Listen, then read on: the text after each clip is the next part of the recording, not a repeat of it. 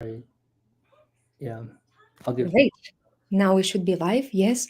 Hello, everyone, whoever is watching us right now. So, if you can just let us know who joined this topic, today's talk that we have, which is Educator Mindset Talk about money mindset. So, it's about money. And I know this is quite a topic for some people. Some people love this topic. Some people are a little bit skeptical what we need to call, what we need to talk about money. So, I would love to know really who is joining us first and how ready you are maybe to talk about this topic from 0 to 10.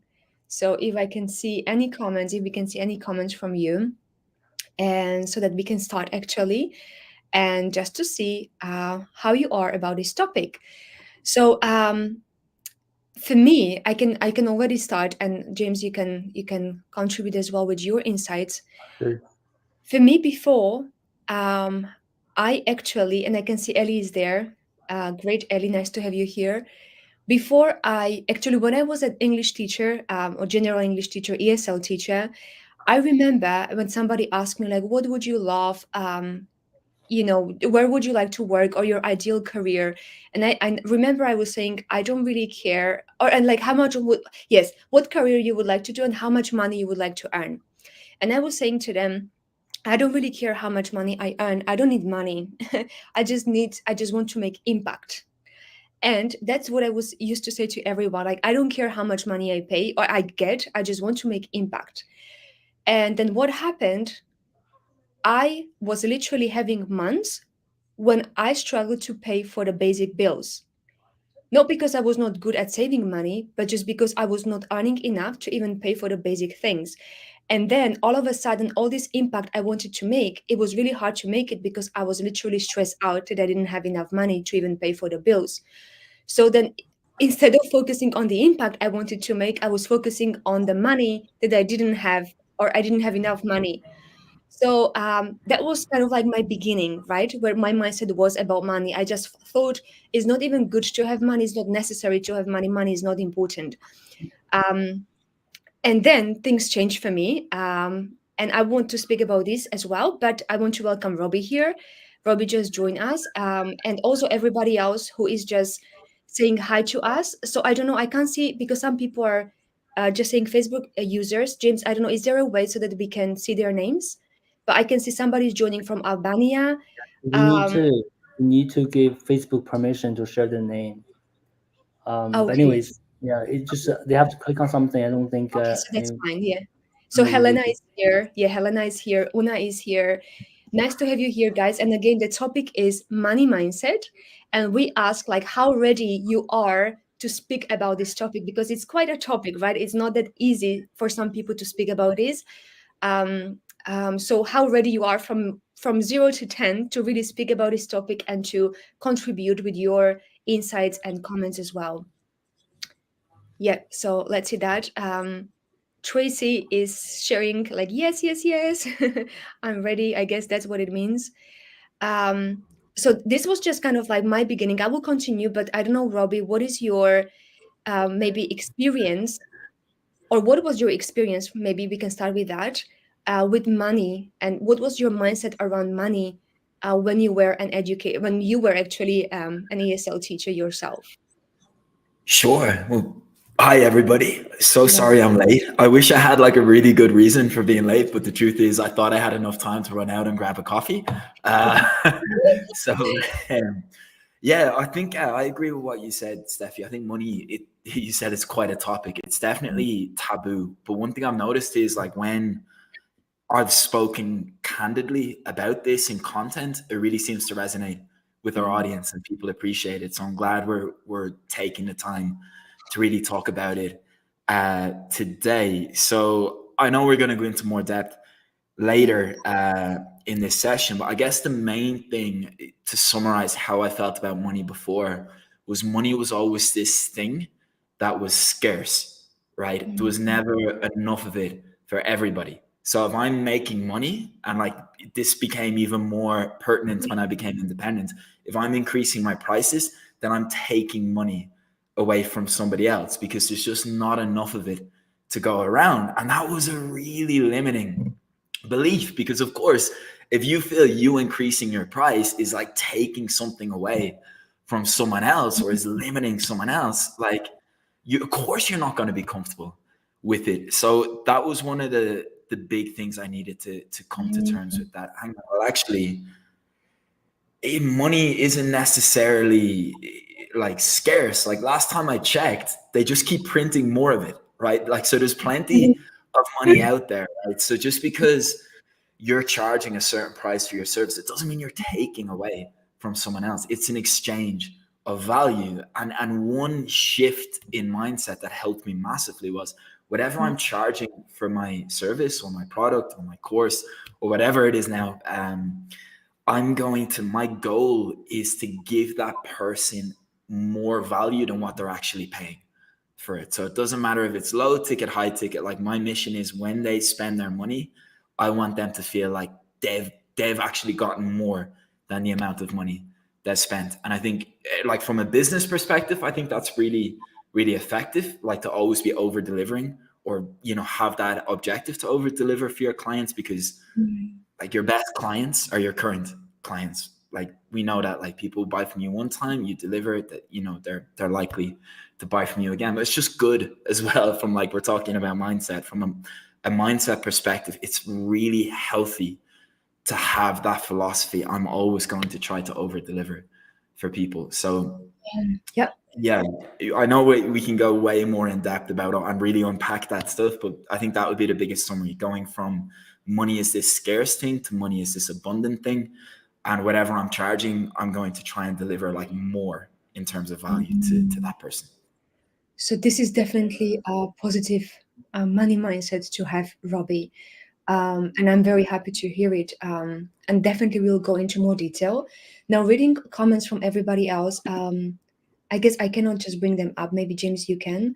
So somebody is saying, I grew up with the idea that to make money, one has to work hard. I can 100% relate to that. Definitely. Money doesn't come easy. Another person is commenting. Um, it was what my parents have always told me. Yeah, money doesn't come easy. Yes, I've heard that as well from my parents and other relatives. Now, and that money isn't everything. Yeah. Mhm. Although it's very important. Yeah, these are very good comments. Dale is saying money is important because we need it to survive. Robbie and I both know what it means to have the carpet jerked out from under us. We need enough to weather the storms and secure our futures. Yeah, definitely. So this is a very good comment. Like money is important because we need it to survive. I would like to touch on this, but I would like to hear a few more comments. So Anushka is saying, true, Robbie, considering money as being scarce leads us to believe that we have to have a cheaper price than the next person in order to secure a client. It becomes a race to the bottom. That's a really, Well, really good. yeah. Yeah, Robbie. It's really well said. It's something we've all seen. Like if you look online on these platforms and you see like what a lot of really great teachers are charging for their service, like when someone sets their price lower, okay, well then someone's going to lower their price to undercut them, and it's not good for anybody. And the truth is, like if you attract a client or a student purely based on your price and nothing else, well, chances are, as soon as someone offers lessons for a lower price, that client is going to leave you and go to that next person. So it doesn't really do anybody any favor. So it's a really great comment by Anushka there, and I totally agree with that. We should all know our value and avoid the temptation to try to join that race to the bottom on price. Definitely, yes. And I would like to ask, I know some people already commented with this kind of money mindset in general, but what does a positive money mindset means to you? So I know it's a little bit kind of additional question, but what does it mean to you to have a positive money mindset? And I would like to definitely answer this question myself. Maybe I don't know, James, if you want to share your views, like what does a positive money mindset mean to you personally? Um, also, first of all, I was surprised how teachers are having such a difficult time with money, because I didn't grow up as a teacher or in that environment. So it's easier for me to handle the money side of things. And I think, and also when I was a consultant, we do a lot of pricing projects, and there are different methods, right, to decide your price for your services. And one thing I've learned from that experience was you should always do value-based pricing instead of cost-based pricing, right? A lot of Yeah. teachers, a lot of businesses, when they try to price things, they just calculate how much it costs them to do that, right? How much Mm, it costs me to manufacture things, how much it costs me to deliver service, and then they just let's say, okay, 10% margin, 15% margin, and then what happens is you're not going to be able to survive from this pricing war because everyone is looking at the cost, and there must be some businesses, some people, having cheaper labor, cheaper resources, cheaper materials that beat you, right? That's what's happened on a lot of platforms, mm, right? So if you're a teacher in the US, in the UK, your cost of living is so high, but there are teachers in countries, areas that don't have to charge that much, then you are not able to compete with them. So that's a cost-based pricing. But on the other hand, you should do value-based pricing, how much value I'm delivering. So that's why that's from the positive side of my money mindset is really looking at the value. And one of the teachers, one of our clients told me the other day, "Hey James, everything said make no sense because I worked with our client last year. I worked with him for so many months, and he doubled his revenue. He doubled his like mm, salary. So mm, working together, and I ended up getting paid for like $10 an hour. Right? It does not make sense. Of course, it does not make sense because the value, right, you delivered does not justify the yeah, price charge. So always looking at the value-based pricing, and that's what Robbie said earlier. yeah. Over deliver the value, use the value to justify your price, right? So I think this is what I want to share that with you guys.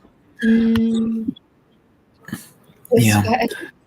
I can see the question there. So I want to definitely continue with this topic. Like, what does a positive money mindset mean to you? And there is a question from Angela actually. How do you do value-based pricing on something as unquantifiable as teaching quality?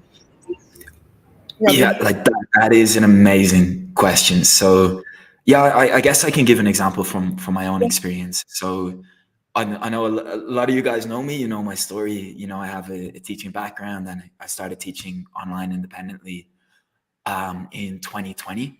And I went through all of that imposter syndrome that comes with increasing your price. And when you increase your price, so let's say, you're going from $20 an hour to $50 an hour, or $50 an hour to $100 an hour, the temptation is to give more.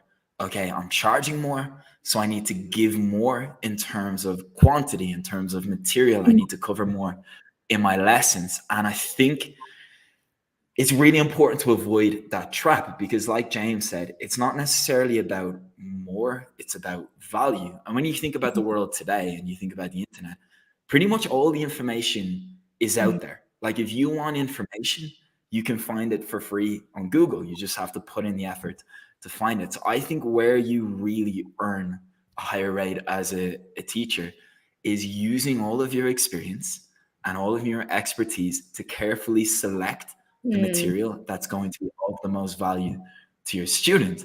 So instead of giving them like 50 phrasal verbs in one lesson, it's just an example, instead of giving them 50 phrasal verbs to memorize in one lesson, give them 3 expressions they can use in their Zoom call tomorrow that will make a good impression with mm, their prospects or with their colleagues. And even though it's less in terms of quantity, it's more in terms of value. And the perceived value of what you're giving to the student is way higher because, hey, this teacher had the expertise and understands me well enough to give me exactly what I need to say and is going to show me how to say it in my meeting tomorrow. And that's going to leave a really good impression on the people I work with. And that's worth way more to someone than just a random list of vocabulary or verbs or, like whatever, like a grammar yes. presentation. So it's a great question, Angela. And I think that's really where you earn those higher rates as a teacher. And like, don't even look at it like you're not charging it for an hour of your time. You're charging for the years of experience you have, your expertise, and the time and care you put into selecting the material that's going to help your student get the best results. And that's worth way more than 10, 20, $30 an hour that some teachers are charging online. That's a really good point. So, Angela, I hope this answered your question. And I would like to continue with other comments here from, I think that was Helena, because she loves traveling and she was commenting before. So, like, what does a positive money mindset mean to you? It means a certain kind of freedom to Helena, and that I can use it to travel and buy what makes me happy. These are very, very good points. um, Actually, when I asked that question to myself, like, what does a positive money mindset means to you? And to me, it means that I have enough money that I'm taken care of, so that I can comfortably and joyfully make impact or serve at that time my students. So kind of like to have enough money so that I'm taken care of, so that I can take care of my students in the most effective, joyful, and easiest way. And then when I asked this question, or when I answered this question this way, then I decided, like, okay, what does it mean for me to have a prosperous, enjoyable, and comfortable lifestyle, so that I don't have to focus on money, but I can focus on serving these people and making impact that I really wanted to make. And I came up, so it took me this exercise maybe 2 hours, or maybe 1 hour. It was actually when I was counting, like, what would an ideal lifestyle mean to you? And it would mean to work with certain coaches so that I can even better at serving these clients, like to work on the skills that will help me make those materials and coaching sessions even more effective for my clients and students. Then it would mean to have enough exercise and enough many body treatments for me, like massages and these kind of facials and things like that were very important to me, for me to feel relaxed. So then I was thinking about these things, also about things like I would like to have organic fresh food, because before, as a teacher, I couldn't always buy afford to buy organic food, and many times I had to go for discounts. So I look at my lifestyle and what would need to change in my lifestyle so I can feel comfortable. Then when I decided about that, I approximately saw like how much money I would need. And then I said, okay, now I took care of my at least financial kind of situation in my mind, and I sorted it out.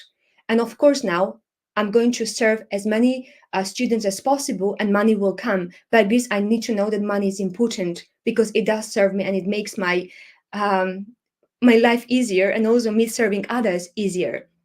So that was something I did, and that's what I felt like. Yes, this is what me positive money mindset to have.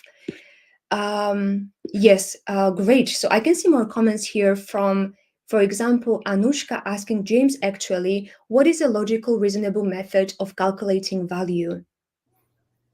Yeah. So James.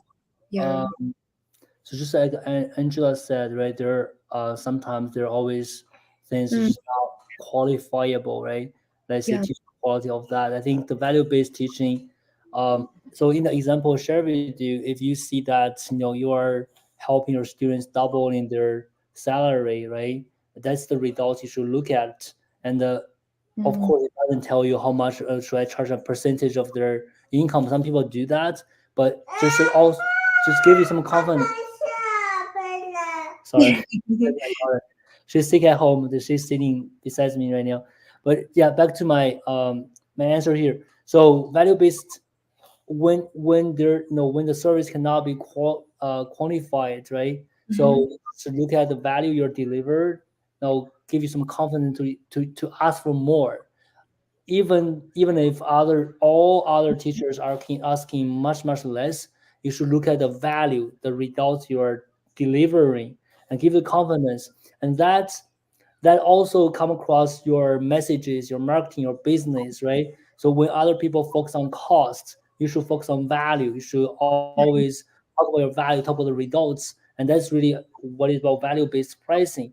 And it'll give you the confidence to charge more when you look at the value. You look at value. So yeah, I think that's the question. There's no like a method, percentage you should charge, but it definitely give you the confidence to charge much more. And that's what we our clients are doing in the business. A lot of teachers, they have a niche, they deliver a lot of value, they charge over $100 an hour, $200 an hour, and students come to them, right? Not because they are doing so much better than other teachers just because they focus on value, they focus on results, and they justify Mhm. their price by doing that. Yep, that's Roji. Did you want to add anything here? Yeah, so Anuska said Mhm. we must not feel guilty. I think that's very great point about having good things, nice things in life, and you shouldn't feel guilty either when you charge higher rates, ask for more, even if other teachers are charging much less, because you are delivering so much better results to your students, and you deserve that, right? That's really value you should look at when you decide the price you charge. Definitely. And actually, having a healthy money mindset can benefit both students and educators. So, just the fact that you charge more doesn't mean that you are ripping off, your students of money.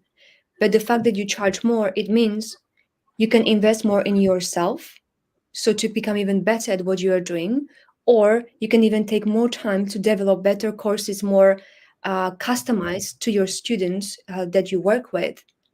And actually, by you showing your worth, that you are charging more, let's say $50 per hour, whereas before maybe you used to do $20 per hour, then even your students are more willing to do homework if they pay more because they see value in it.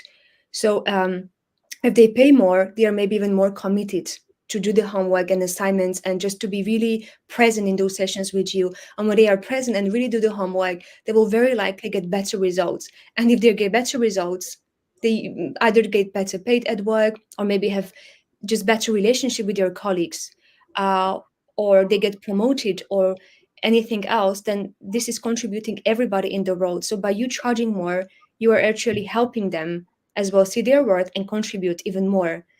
Um, so yes, because I remember I had one client actually when I already was working with my niche psychologist, and I presented my price to her. So my price was at that time $50, but because she just wanted conversational classes, I was willing to go to $30 at that time. That was like 3 years ago or so, and she said this is way too expensive. At that moment, she said to me, "So like $30 per hour is a lot of money, and there are a lot of native speakers in Italy who can do it for 15 and 10."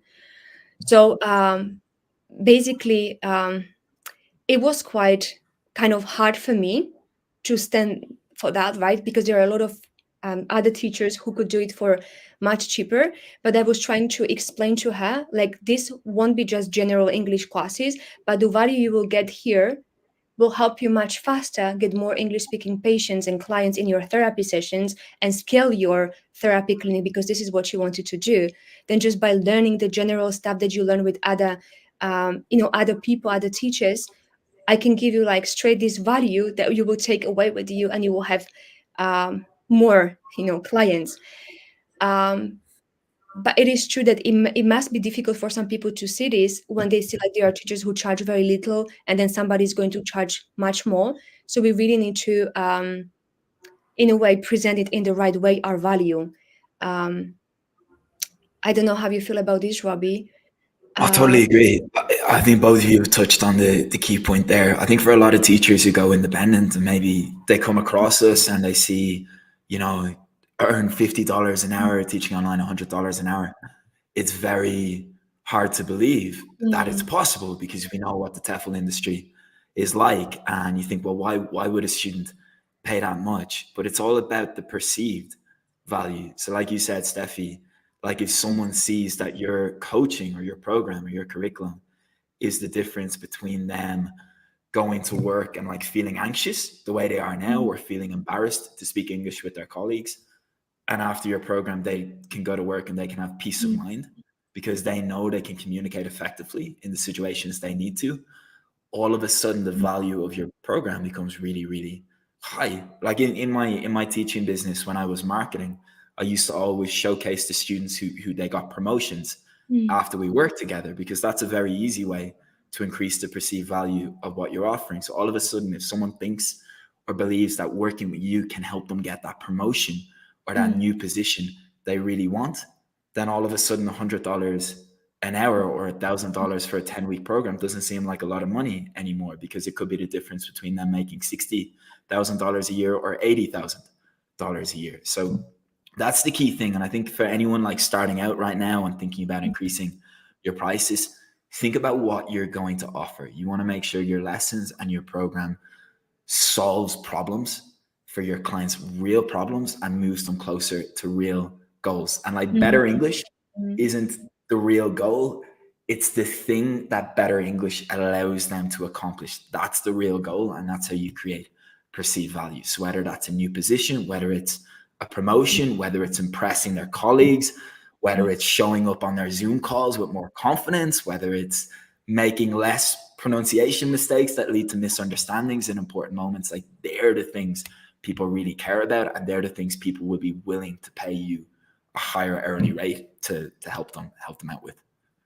Exactly. So there was like the psychologist who just look at it like one lesson of English, which she could get much cheaper for 10, 15, maybe up to 20 per hour. But she didn't see this added value of what I was offering. So I had to explicitly tell her how she will be faster in her implementation of these English communication skills after our communication classes. Um, Yes, and also like I'm going to read a comment from Anushka, but since we are speaking about as well about these misconceptions and myths when it comes to money and money mindset, what do you think are the most common myths and misconceptions when it comes to money that people believe something and is not necessarily true about money? Um, Yes, and Anushka is saying it sounds, James, like you are saying that most teachers don't see their value, so they stick to a lower price. Teaching us to have a healthy money mindset means that we are becoming the enlightened ones to see our true worth and to present that to our clients and the world. Exactly. Anushka, that was so well said, right, James? Very well summarized what you wanted to say. And I guess that's why it's so difficult for those teachers who go independent and they double, triple, quadruple their price. So I used to charge 12.50, and it was not easy for me to charge $50, so it was three times more, and then even go to 70, 80, 90, and 100. I always had a lot of objections. So I was converting a lot of clients, but most of them I wasn't. So maybe I was converting 15 or 20%, but the 80% I wasn't, because they found it really hard to understand, like, why should I charge three or four times more? Despite even me explaining the value of it, but just they were not ready for it. So it is harder maybe for those kind of teacher entrepreneurs or teachers who go independent. Um, they are carving the path in a way, or they are just leading, right, leading the path towards prosperity for all the educators. And I think maybe for the future it's going to be easier for every educator to charge more, but somebody needs to start this, right? And I guess many teachers who go independent are brave enough to start this new way. So that was a very good comment. um, Yes, and Denise seems to have already a positive money mindset. I get advertisements all the time about the $1 million a year. I want that. I want it in 2 years. I don't feel bad about getting what I want by delivering a person to the other side of their dreams by digital or personal learning. Yes, so true, Denise. So that's exactly what it is. So if you have a better, maybe lifestyle or a better life, if you are happier, then you can help everybody else's, get happier or maybe deliver value even more. um yes, so that's so true, Dennis. So what are the common misconceptions and myths about money? Robert, what were the most common you maybe have heard, or many people were telling about you, what they are? Yeah, sure. So I guess when I work with teachers, one of the things that we always talk about at the beginning, and something I hear a lot, is I don't want to charge more for my lessons because nobody will pay that much. And it's just not true. And anyone who thinks it is true, just go, like, I don't know, look at our website, look at our testimonials. Like, if other teachers have done it, that's all the proof you need that it's possible. So yeah, for anyone like you, you're confident in your teaching, you know you can truly help people, but you don't want to increase your price because you're afraid nobody will pay. It's just not, it's demonstrably not true, and we've got hundreds of case studies to show you that. So Yeah, that that'd be is so one of the big true. ones. Yeah, and actually, in our mindset workshop last week, we spoke about it. Like, if we don't have still faith in ourselves charging that money, which I didn't have at the beginning, that I could charge like even 50, like 100 was for me like utopia, like this is not possible. But even 50 was for me very difficult to charge. And I didn't have that faith in myself, to be honest. I didn't at the beginning. But when I saw James, how much he trusted, in me by helping me with this mindset. And also when I saw other teacher entrepreneurs who already charge at least 50, 60, and they were sharing like I was charging 20 or 15 before, then I kind of needed this proof to see that it's possible, that people around me are charging that, and then my belief and my faith in myself and in this kind of thing, in this money, was actually increasing. So it was better and better. Then when I got to 50 again, it was hard for me to imagine I could charge 100. But I look at people around me, and I remember, Robbie, you were there in that group actually, when we have these mastermind sessions together, and you were already charging 100 and more per hour. I know you had group sessions with people, and two more people who were in that mastermind were charging already over 100.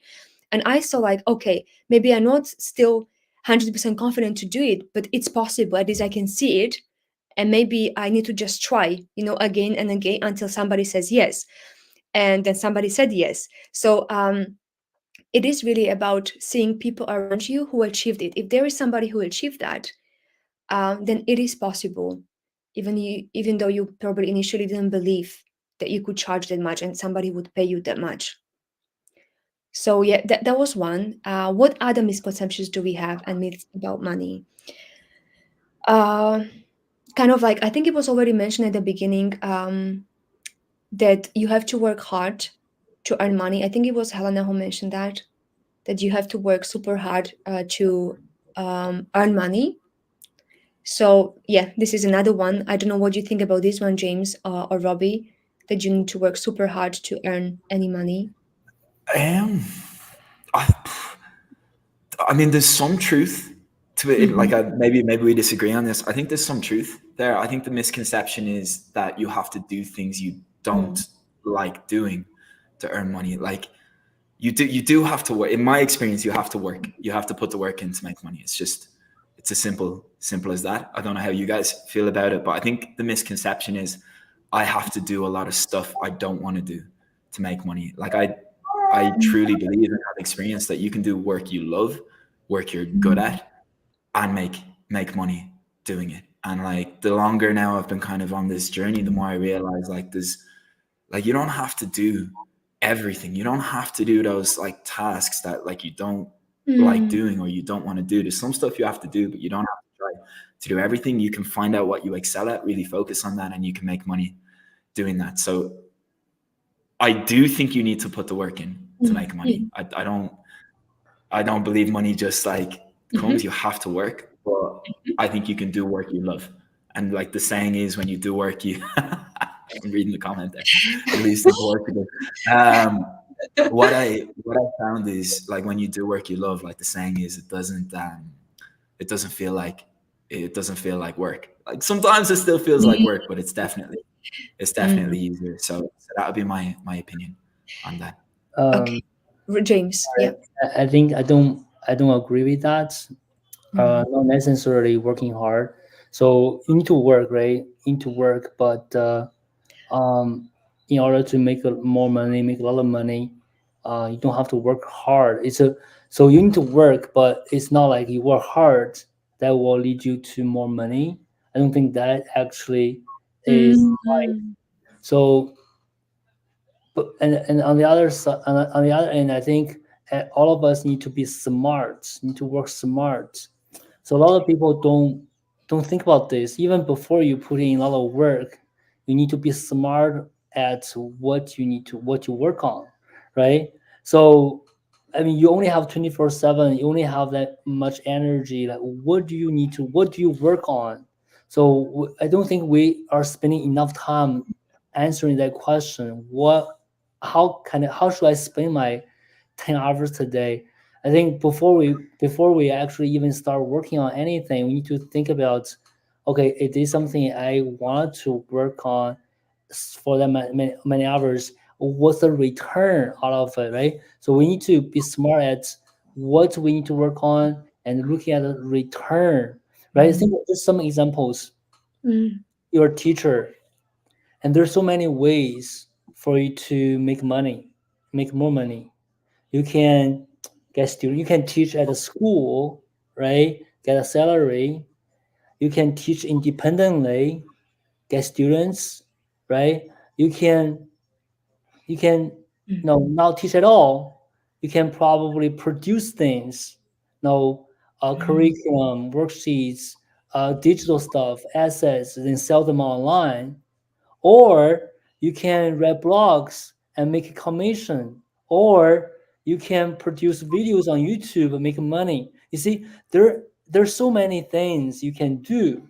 Where are you going to spend your 10 hours a day, 5 hours a day? Are you going to work at a school or independently, or writing blogs or writing books or putting together educational resources to sell, or having a YouTube channel?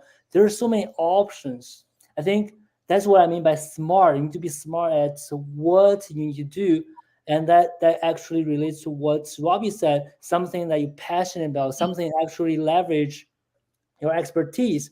A lot of teachers, they are really bad at marketing, or they're really bad at being independent. Then maybe not don't go independent, right? Work with a company, or now being a freelancer, writing Mm. content online. So there's a lot of different things. You want to find something you're good at, you're passionate about, and you can generate the highest return with. So that's what I mean by work smart, not necessarily Mm. hard. Yep. And let me know, guys. I know this is a little bit different from maybe a lot of people telling you. Let me know, does it make sense? In the comment, does it make sense? And we have to spend more time on what I need to work on and what the return I'm looking at before we actually put down the time, right? Mm. Hard, being Mm. working really hard with that. Let me Yep. know in the comments. Yeah, thank you. Yeah, I think Helena is saying yes. I think it's Helena. So I really like what you guys actually said. So I'm somewhere, I think, in between. Although I think what you said, you both agree in a way, is that before, when I was working like 7, 8 hours in school, like literally teaching, having 7 or 8 lessons as an ESL teacher, and then on top of that, I had to write reports at the end and all of this admin stuff you need to do. So that took about 1 extra hour. So let's say 9 hours, and on top of that, I had to prepare for sessions. So it was maybe 10 hours or 11 hours altogether during the day. But the thing is, I didn't really I wasn't really inspired teaching English to everyone. And I felt like I was not teaching English properly to anyone because it was general stuff. So for me, it seemed all of this as hard work. And I felt like, like this is really hard work. I don't know if I want to do more of this. But then when I decided to transition and be a niche teacher entrepreneur, and I picked my niche, psychologists who were actually learning English to have more English speaking patients in their therapy sessions, then I realized this is actually my passion, both psychology and, of course, teaching languages, but to a very specific group of people, psychologists. And then it doesn't mean I was not working a lot or at all. I was actually working maybe similar hours, maybe even more at the beginning when I was learning these entrepreneurial skills. But as Robbie said, I was so passionate about it that it didn't even seem like I was working hard. So I was working, I was diligent, and I have to say, at the beginning, I was working till 10 to 12 hours. So even more than in the previous language school where I was at. And at the very beginning, I was maybe making the same money as I was replacing my income. So not even more money, but it felt like something I enjoyed doing. So I got lost sometimes in the process of creating curriculum or in the coaching sessions with psychologists or even creating the posts. Although it was hard to create them, but still it felt right. And I know we spoke about this in the mindset workshop, is that when it's aligned with your purpose, with your vision, then whatever you work on seems so much easier. So you still work on it, but then money comes even easier when you are aligned and people can see it. So then psychologists could see much more that I'm really present there. I'm doing my best and I'm really enjoying what I'm doing than when I was really burning out in the language school, not really seeing that much progress with some students because they were learning general stuff. So that's how I felt. But then one thing we didn't actually mention that I want to cover as well is that then I came to another state because I was earning much more money. I literally doubled my income as a niche teacher entrepreneur. and definitely doubled or tripled my hourly rate and even quadrupled later. And then I felt just because I'm charging more, now I have to work harder. And then there was another kind of for me limiting belief, like just because I'm charging more, charging more, now I even have to work harder. But this is the trap, right? Like, not necessarily just because we charge more, we have to work harder. We just need to be smart at knowing what we should offer, what value we should offer to our students or clients so that they get the most out of it. Um, so that was like two things for me. Then I had kind of this realization that not necessarily I have to work much harder just because I charge more. Yeah. And I guess Helen, I think I feel the same, Steffi. I feel burnout. Yeah, it was like this at the beginning of my teacher career, but not now. Yeah, I think many teachers can relate to this one. And yes, choose a job you love, and you will never have to work a day in your life. That is interesting. That is a very good point. I don't know how you feel about this, Robbie, because I know yesterday you mentioned something very important, like you had to work more hours this day, but you felt like still energized. Um, Yeah, so, I feel like we're all on the same page about it. I think like the expression, like almost like you need to work hard. It's a little bit misleading. Like you need to work, but like James said, you need to work smart. And I guess like you and I have said, like when you do the work you love, when you're passionate about, you almost lose yourself in work. You know, they say you enter that flow state where you start losing track of time. So yeah, I think it would be misleading of anyone to say like to have success, certainly independently or in entrepreneurship, you don't need to work. Like you do need to work, but you can work smart and you can do things mm, uh you you love. I think there's something else I wanted to touch on. It was when I was listening to James a few minutes ago about working smart. Like they mm, say, the definition of insanity is doing the same thing over and over again and then expecting a different outcome. So I think mm, like we need to be really really careful. Like when we're working and we're doing tasks, we also need to be analyzing and responding to the feedback. So we talk about independent teachers. Well, something you need to do is you need to be actively connecting with people. But let's say you've been actively connecting with people in your target audience for a month, 2 months, 3 months, and you're getting a very negative response, but you're putting time in every single day. You're spending 1 hour, 2 hours every single day. You're working, you're connecting, but the mm, outcome isn't good. Well, mm, that's not working smart. So what we all need to do, we need to analyze, okay, why isn't this working? Let me take a look at the message. Okay, like this expression, this isn't resonating with my target audience, or they don't know what this expression means. And it's all about making those tweaks. And the great thing is, once you find out what works, you can just keep doing it until it stops working. But it's also really, really important to always be analyzing. Yes, sometimes things take a little bit of time before you start seeing the results. But like if you're doing it for a significant amount of time and you're not seeing any results, then it's time to analyze. So I think I just wanted to share that to illustrate the point mm. that like work, just putting in the time and working doesn't guarantee like the income or the results you want. It's about doing the right things, focusing on the right things, finding out what's working, keep doing it until it stops working, and finding out what isn't working and making the course corrections, the adjustments, the tweaks you need to start getting the results. Yeah, this is such a good suggestion, Robbie. Very good one. So, what I would like to ask now, everyone, is that what maybe tips, suggestions, or advice you have around improving or strengthening your money mindset so that you can attract more money? So, kind of what advice and suggestions you have for fellow educators to just increase that financial stability and get more money and even have a greater prosperity in life. So anyone, yes, because I'm sure everybody has at least one tip, maybe something that worked for you, where you realize really like, wow, I earned this money so easily. Maybe even success stories if you want to share, or some kind of advice or suggestion that you have. Is there anything that you have, James? Any like one suggestion for educators to improve their money mindset and maybe to just get more money, to have better money? Yeah. Um, Mm. I think just back to what I said, the value, right? Mm. Whenever you feel the struggling with the money, struggling with asking for money, and enjoying the money you earn, just thinking about the results, the value you have provided, have given, and looking at your students, looking at the Mm. people you helped, right? And so it's hard when people surround you, right? When people surround you have a different view on things, then they might influence you, right? But you need to really focus on the value. Just know, okay, I'm doing great, and I can charge higher. And you're gonna have questions, like you're gonna be questioned. You're gonna have a lot of different, not very supportive view probably from people who are Mm. not doing the same because you're Mm. the one doing differently. Mm. So, but you still need to focus on value. And also, I think that's number one. Number two, join communities that can support you. Join groups where you can find other people having similar money mindset. Right. I think it's hard to shift mindset yourself. It always much easier if you can find like-minded people, talk about it, support each other. And the community.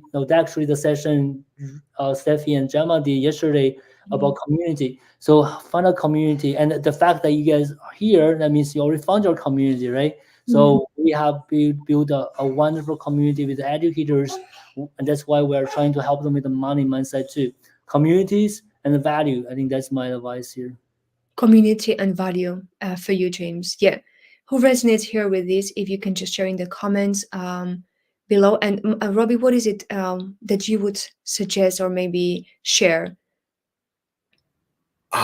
First of all, I totally agree with what James has said. So I'll go in a different direction.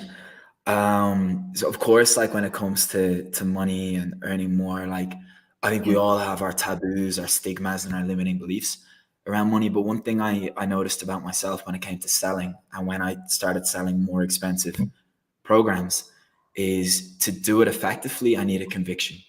And what I mean by that is I needed to know in my heart that what I'm offering is truly valuable to the other person. Now, okay, so how do we do that? How do we get that conviction? We got to put in the graft, right? Mm. So I know it's not as glamorous as maybe like marketing. Like I love creating content. I love all that stuff. That's fun for me. But actually some of the most rewarding hours I've spent in business and entrepreneurship is when I just allocate, okay, 3 hours. I go to the corner of the cafe and I Mm. say, I'm going to spend 3 hours making my program better. I'm going to spend 3 hours studying or researching and like responding to client feedback to improve this program. And I found that gives me the conviction and the belief to sell confidently Mm. at higher prices. The coolest thing is the better your program, the better results your clients get. The better results your clients get, the better feedback you get. The better feedback you get, the more confident you become, and also the more testimonials you get. The more testimonials you get, the more you can increase your price and attract more Mm. clients. So really, it's a really healthy loop. So I wish I had like a quick, like fixed, like super glamorous answer, but actually just putting in those hours, allocating that time to making your lessons, making your curriculum, making your program as good as possible. For me, at least, is probably the number one thing that helped me to increase my price and feel at peace selling at higher prices. So it seems like you really pinpointed the right money generating habits, Robbie. So your money generating habit seems to be like really adding value to your current offer or curriculum that you have for your students, for your clients. And that is very important to create those right money generating habits. Yeah, I Yeah, definitely, yeah, for sure. I think a lot of people, when they talk about money generating stuff, they talk about marketing and sales, which is, mm, if you're independent, that's totally true. Like you yeah, can't, you, my big takeaway from my first encounter with James yeah, was like, just being a good teacher isn't enough. Like you need to market and you need to be able to sell to have success outside schools and companies. But mm, the other thing is like having a really good product and being really good at teaching. So mm, I think if you put the three of those things together, mm, like if you can like plug your gaps in your marketing, in your sales, and in your coaching, then I think that's as close as you can come to actually making success inevitable, making money Okay. inevitable. There'll be no Um, stopping you. You can do those three hmm. things. Yes, so true. And actually, Angela is saying conviction helps because it's an intrinsic boost to the belief that one is providing an excellent value. Yes, it is so true. And if you know you did your best to put enough value in your program, in your curriculum, then you feel good presenting it. And you know that it will bring results to your clients. One day saying the marketing and sales seems the scariest part. I can definitely relate to that because before I became an institutional entrepreneur, I had the same Facebook photo for 2 years. I never changed it because I was not present on social media at all. I didn't even know how to use it. And I never made a video on social media and forget about any type of posts. The only thing I was doing was changing my profile pictures like every 2 or 3 years.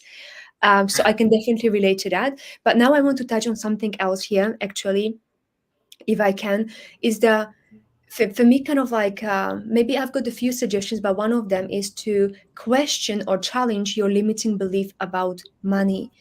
And one of the limiting beliefs about money I had was that teachers don't earn much or teachers earn little. That was the limiting belief I had. It was not that I just made it up. It was because I lived in that environment with all my colleagues were getting 12.50 per hour. Or if they were the luckier ones had 15 per hour. And if somebody had 20, that was already like achievement in this industry around me. And that was the environment, the community I had. So of course I created the belief that teachers don't earn much. So for me, when I joined another community, but of teacher entrepreneurs where they were starting with $50 per hour actually and then moving up, it was like it really kind of challenged in my previous belief. So what I would always do, like if there is a belief when it comes to money and it's not really empowering you to make next positive steps, then I would just write this belief down and question it. Is this really serving me? I would ask this, right? First question. And most of the time probably we would say no, it doesn't. So can I find the proof anywhere around me that I can actually disqualify this belief, like proof against this belief, right? Like you are in the court, you actually are going to have a trial in a way with this belief. And then if you find enough proof of some other people maybe charging it or seeing that there are actually teachers who charge more and who charge much more, even triple, quadruple more than I do, and then kind of installing that new belief, just maybe repeating it and being in that community. So that's really something that helped me when I was asked to really challenge my limiting beliefs, because these limiting beliefs are actually creating the reality for us, or like they are in a way repelling money. Even when money wants to come to us through different sources, we are repelling by us thinking we don't deserve much as educators. um yes. Okay. Challenging your beliefs is the first step towards achieving what you want. Yes. That's how I feel about it. Is the beliefs who run our lives, and the more empowering beliefs we have, the more success we can actually go for. Um, all services are predicated on the fact that we have something to offer to serve an existing need or problem someone has. In education, however, when teachers do that, it is perceived as exploitative because education is seen almost as human service. That is right. Okay. Yes, I'm just going through this sentence again, just to make sure I understood it.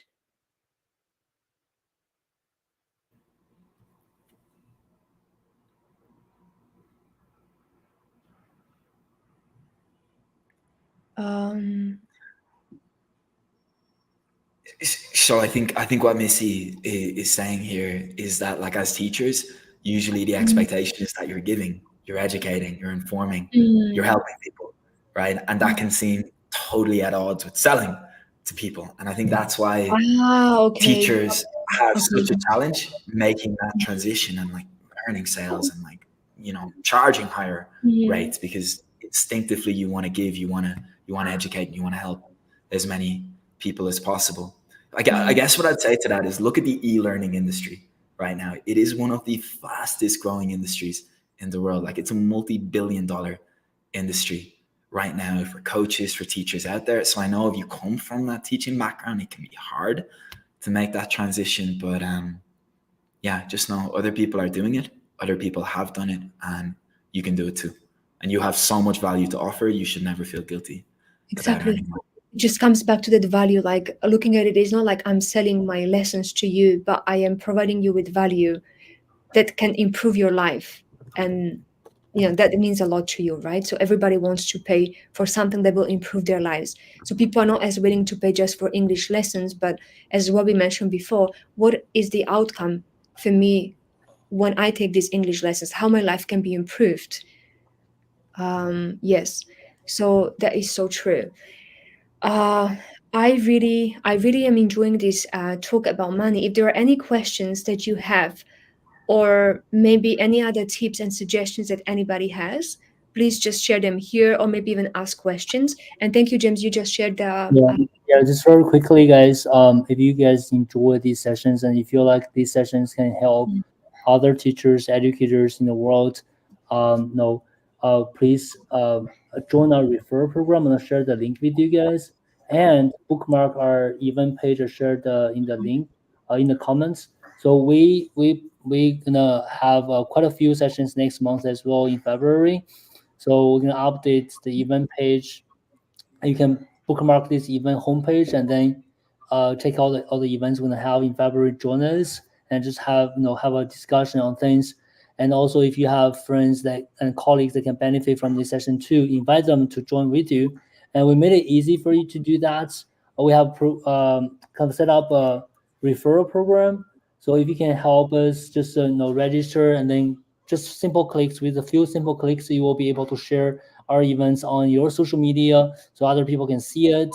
And just do that, and we're updating the events every month, so you can share it every month basically. Then they're gonna see different events we're hosting, so that would be really helpful. And we are on a mission to empower 100,000 teachers, educators around the world in 2024, and with your help, it's achievable. I just really want to thank you guys for helping us with that.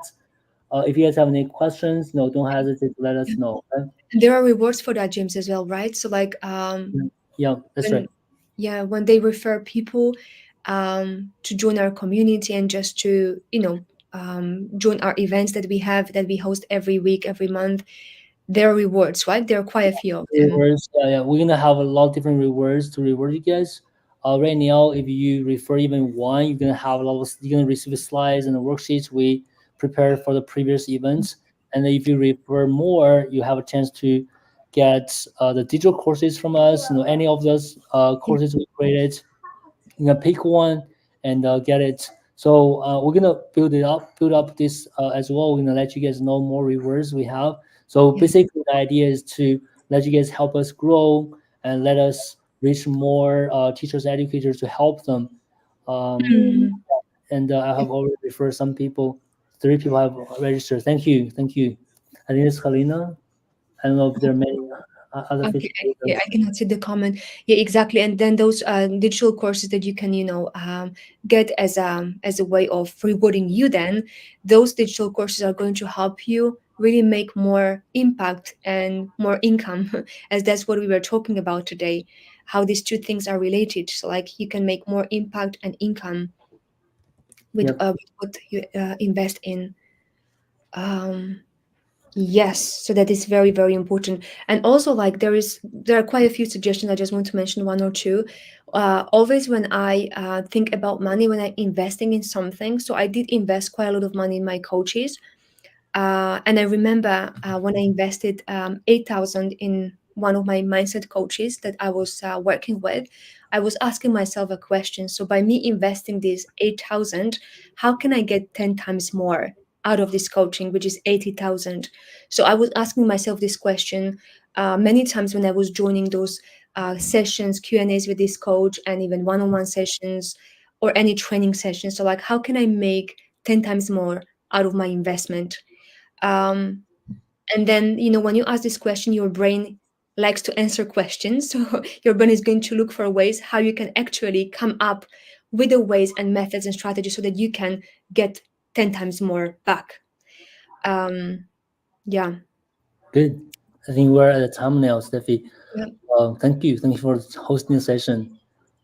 Yes, yes, yes, of course. My pleasure, absolutely my pleasure. So there are no questions from anyone, any comments, or maybe even key takeaways that you have from this talk? Anything that you are taking away from this talk? Yeah, before we finish here. And also, like, what is the next session that we have, the live session? Is it tomorrow? Um, Is it yeah, tomorrow. tomorrow? That's a good point. Tomorrow we're gonna have a session about money making skills. Money making Mhm. skills. It will be me and Robbie talking about the money making skills you need to have if you want to generate additional, revenue streams, make more money in 2024. What are the skills you need to develop? So it will be at 11 a.m. 11 a.m. Eastern time. That will be 4 p.m. UK, 5 p.m. CET. So it's on the event homepage. Just click on the homepage and you will see all the links that allows you to watch us live tomorrow at 11 a.m. Money making skills. Mhm. So today was more a little bit more general about positive money mindset for educators. Tomorrow it will be a little bit even more specific about money making skills. So I'm really looking forward to this session, and it will be you, Robbie, and James running this session tomorrow. So this is great. Thank you so much. So thank you so much, everyone, and I'm wishing you all the prosperity and all the best. Yeah. See you tomorrow. Bye, guys. Take care. Thanks, guys. Bye bye. Bye bye.